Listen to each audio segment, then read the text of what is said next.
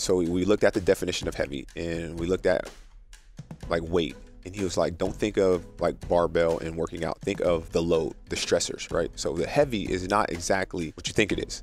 It's more of what weighs you down: your wife, your kids, your job, your family, financial expenses, your like everything in your daily life, whatever stresses you out. And if you can do that often, it's not often, but it's every day that you handle these things. Like your wife, your kids, this stuff doesn't go away. And if you can handle these things every day, maintain a positive attitude, keep the energy up, and past that, there's no way I can't go into this gym and max out every day. Hi, I'm Jason Khalipa, and welcome to the AMRAP Mentality podcast, a show where we interview interesting people about how they make the most out of every single minute. On today's episode, we have father of four, two-time CrossFit Games athlete, and founder of CrossFit Unorthodox, Elijah Muhammad. Elijah and I caught up at the Granite Games. We spoke about how he got introduced to CrossFit, how at the time he was working a night job and a day job and getting his master's, how he balances having a good relationship with his wife and being a father of four, how he just started a new business, and what it means to lift heavy often, as in every day. I hope you enjoy this episode as much as I did, and as always, have a great day.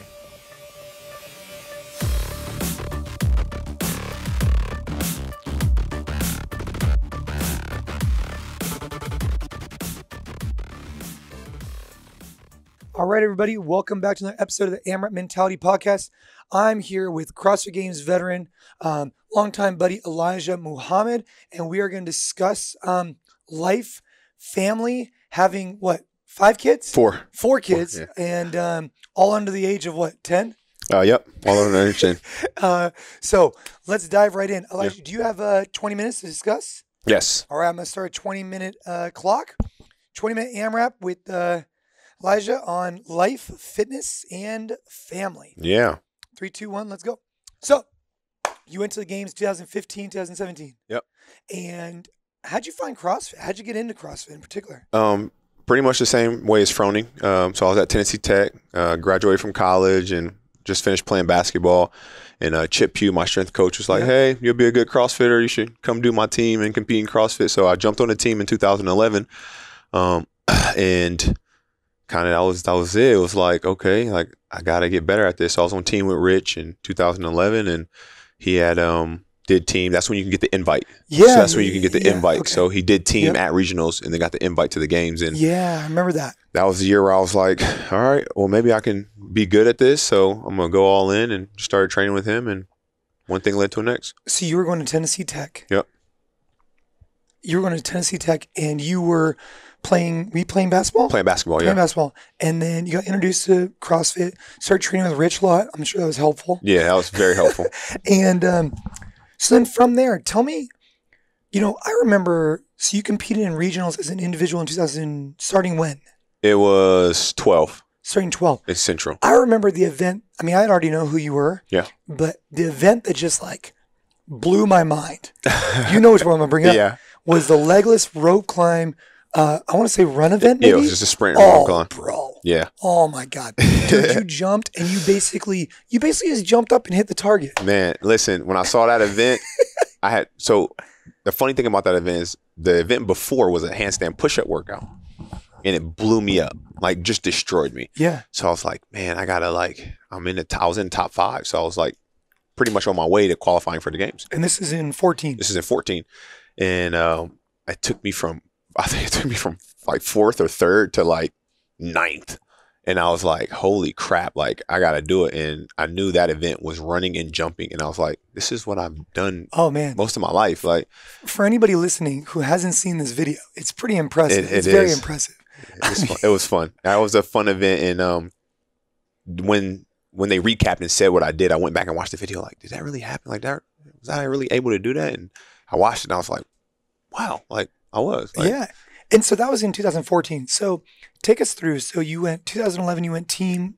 Yep. Went team at CrossFit. With Rich. CrossFit Faith. Yep. And then 2012, I had told the team if I qualify as an individual athlete, because 2011 I didn't qualify through the Open as an individual. So I said in 2012, if I qualify as an individual, I'm gonna go as an individual and see this route. Right.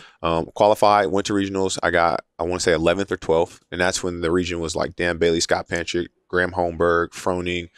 You had guys, Nick Uranker. I mean, everybody. it was just a packed region, you right? had a very challenging region. Yeah, so I got 11th, and I was like, wow, like, okay, I'm 11th amongst some of the top guys, all right? And then I had moved from there to Alabama. Now, why did you move to Alabama? So the owner of High Temp Bumper Plates. Yeah. What was his name? Chuck Rumbly. Chuck Rumbly. Yep. Yeah. So he contacted me and was like, hey, I would love to work with you or help you out. And so I met him through Derek and Rich, Derek Robinson and Rich. We went down there to pick up plates and stuff like that. And they introduced me to him. And he was like, hey, like, I would love to sponsor you, work with you. You seem like a good kid. And I was like, yeah, I don't have any sponsors. So, you know, like, tell me what it entails and I'm game. He sponsored me and started working with me, helping me get to events and competitions. And then he was like, hey, I'm about to build a gym. You need to come run it. And I was just like, oh, whatever, like, let's do it. So at this point, you're what, 23? Yeah, I was about 23 years old. 23, moved to Alabama. Moved to Alabama. You were with your wife at the time? Yep. And you had no children? One. You had one child? My first kid came in college, my senior year in college. Senior year in college? Yep. Oh, so, okay. And you were with your wife at that time? Yep. And so you guys got married pretty young? Yeah, we got married as soon as we got out of college. As soon as you got out of college? Yep. Okay. So now, you had children relatively young, Yep. right? And I'm sure you had to balance all these different things you had going on. So you moved to Alabama, you're starting to train, you're working with Chuck in High Temp.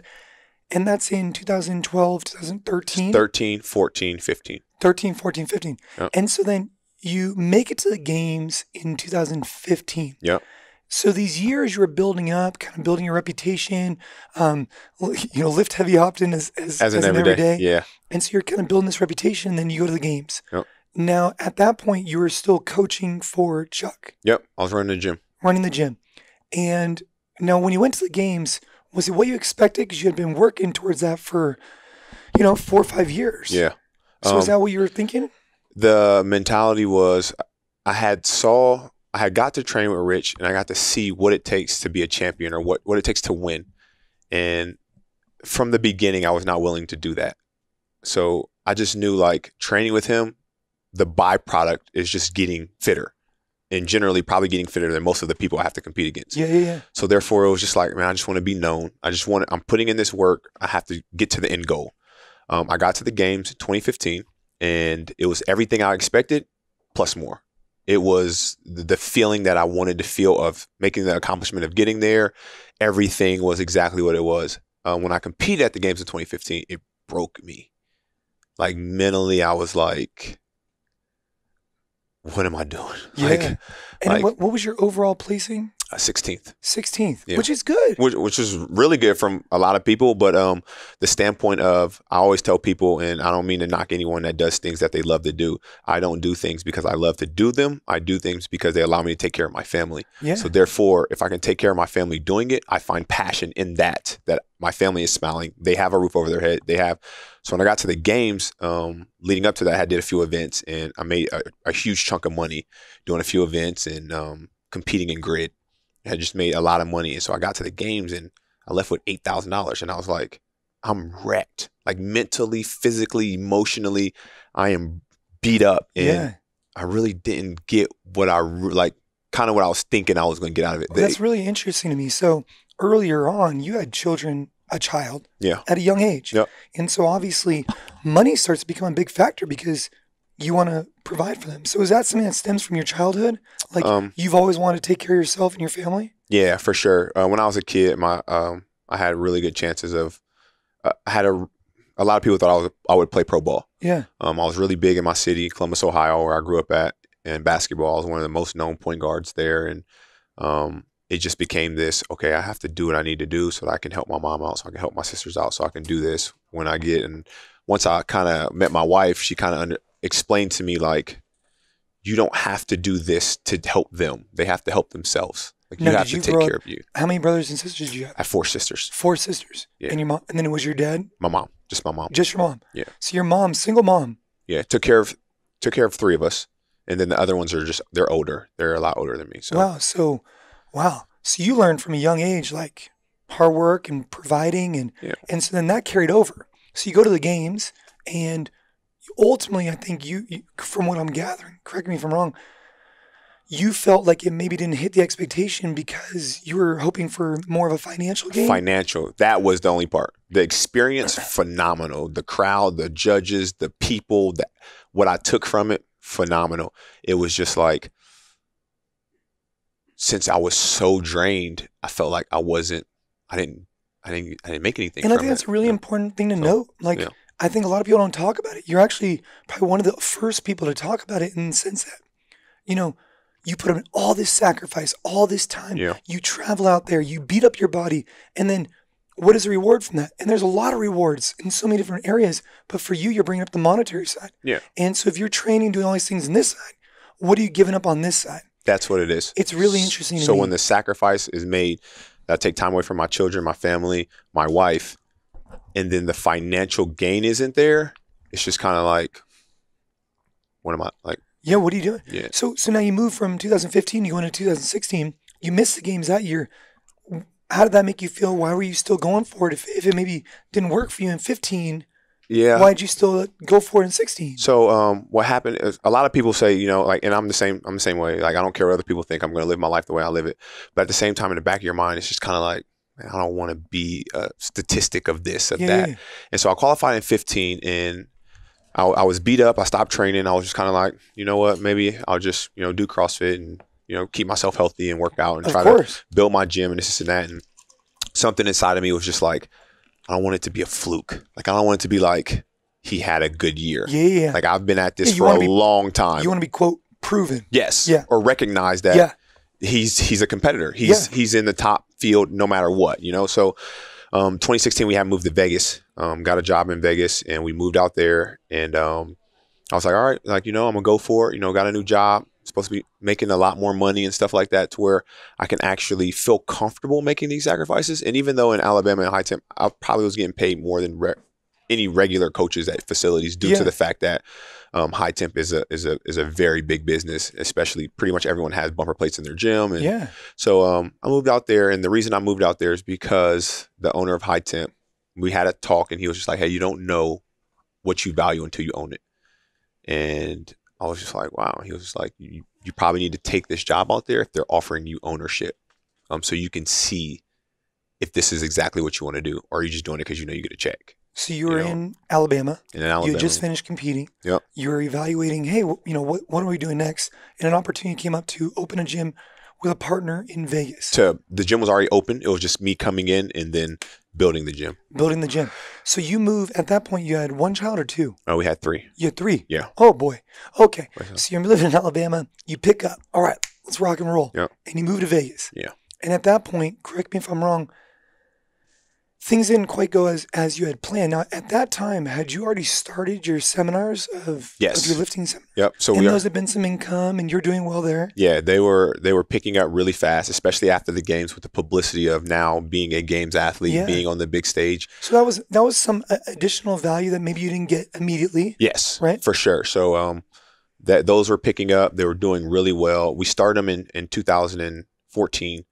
And then we went through regionals. After the 2014 regionals, that's when a lot of things changed because of the rope climb event, and the social media started picking up with Instagram and stuff. And so they started doing really well. But once I qualified for the games, right before the games and right after the games, they just took off. Like, it was seminars out of the country, seminars here and there. And so just to clarify, these seminars are you go in, you do a couple-hour gig or full-day gig. It's about 5 hours. 5 hours. Yep. And you go, people pay X amount of dollars, they come in, they learn to lift, or what are the seminars about? And then I want to get back to Vegas, but while we're on the subject, the seminars what is Lift Heavy Often as in every single day? So when I came into CrossFit, we started Lift Heavy Often as in every day is because when I was training with Rich, the whole base was like CrossFit has the 100 words of fitness and stuff like that. Yeah. And it says do these things often or whatever. And I felt like we lifted every day.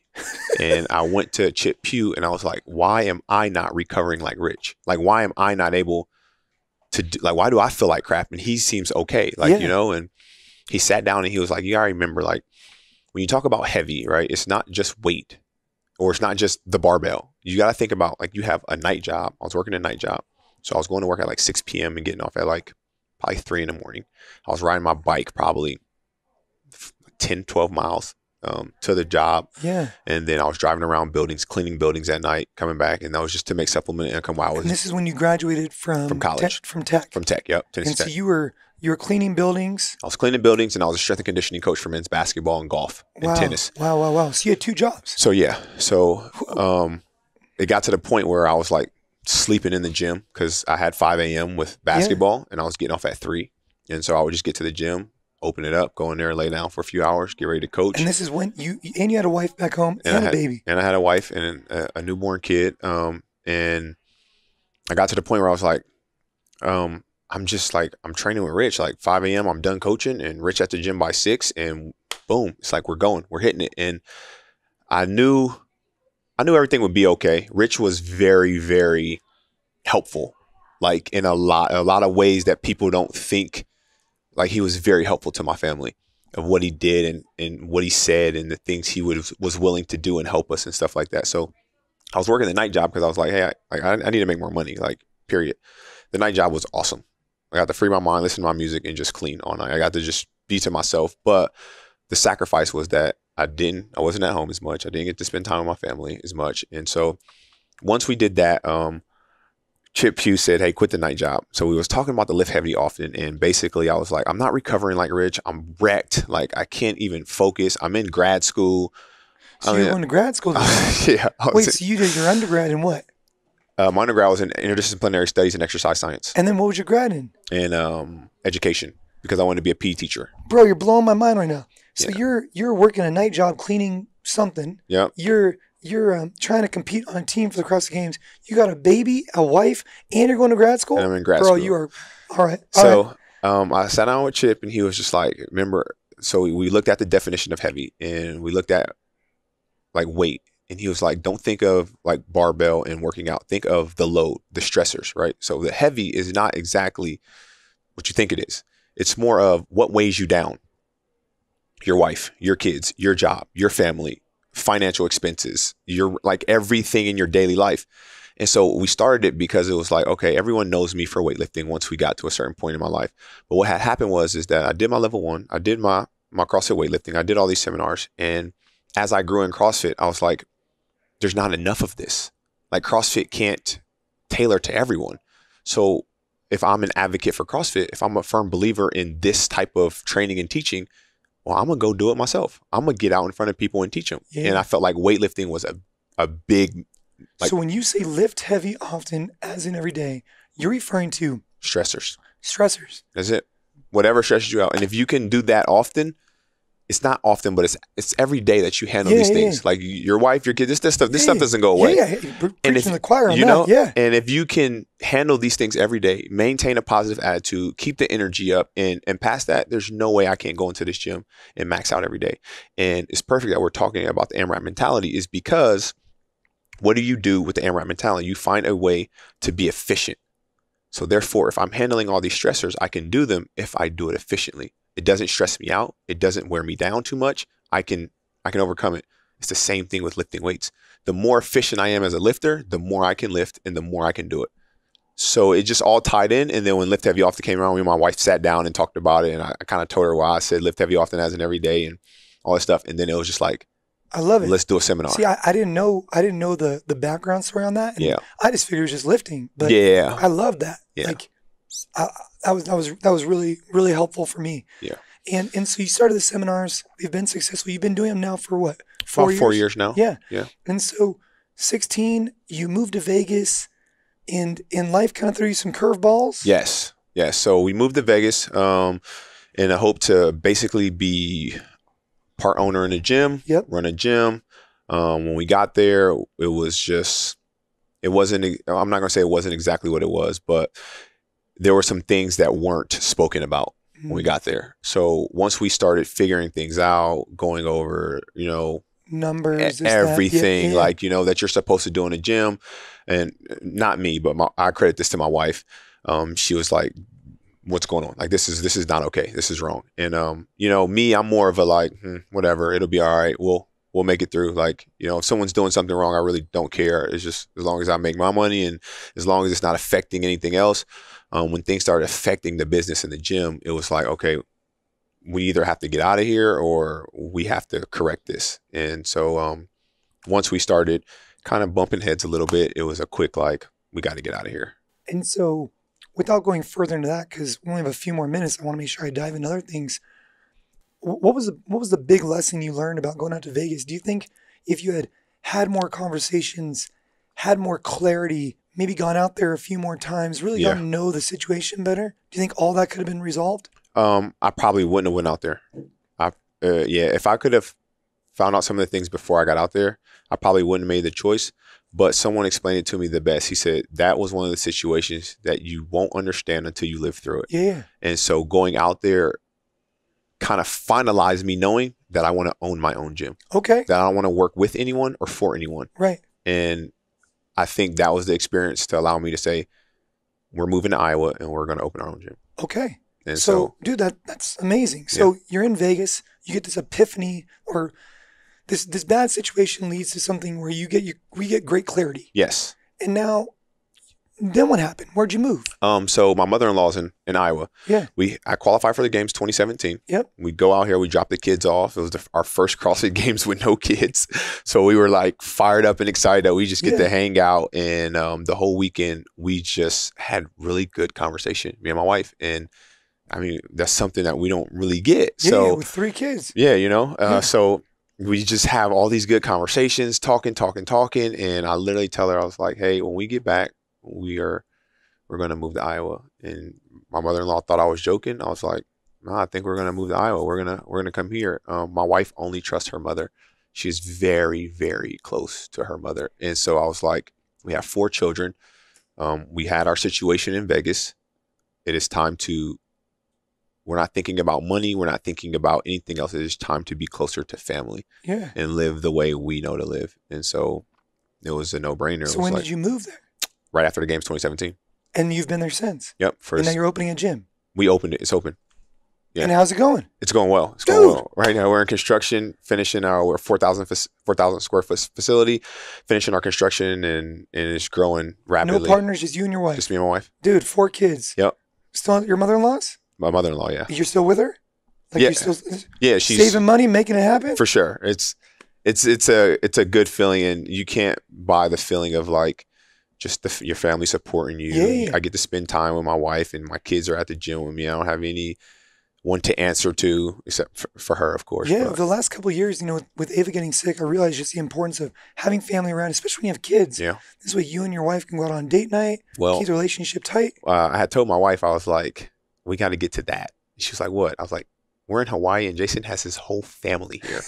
I was like that's what I think about. Like when I can say, hey mom, pack it up. We're all going to this trip. We're going to spend this time together. We're going to hang out. And that's the type of stuff that, I really find really cool because I don't care about friends. I want my family with me. I get it. Well, dude, keep doing what you're doing, and then it'll get to a point where hopefully you'll have managers running the gym. Yeah. You can go off and go do other things. Seminars are still going okay. Yeah, they're doing good. So lift heavy often, as in every single day. I love it. So guys, that's a 20-minute AMRAP. Oh, we went over a little bit, got a couple of reps in. So Elijah, where can people find you if they want to know more information about your seminar, how about your gym? Yeah, so our gym is CrossFit Unorthodox. Okay. And then lift heavy often as in every day is our seminars and stuff like that. And you can find everything on easymuhammad.com. And it's just an E and a Z. And then Muhammad, MUHAMMAD.com. And everything you want to know from the gym to the seminars to anything else that we're coming about and kind of stirring up and bringing up, you can find it all there. Well, dude, I think you have an interesting background, being raised with several sisters, single mom, working hard, getting your master's, cleaning at night. You're trying to lift heavy. As in every single day. I love it, man. Well, definitely. Thank you very much, brother. And I'll thank you for having me. Looking forward to all your success. Thank you, man. Appreciate it.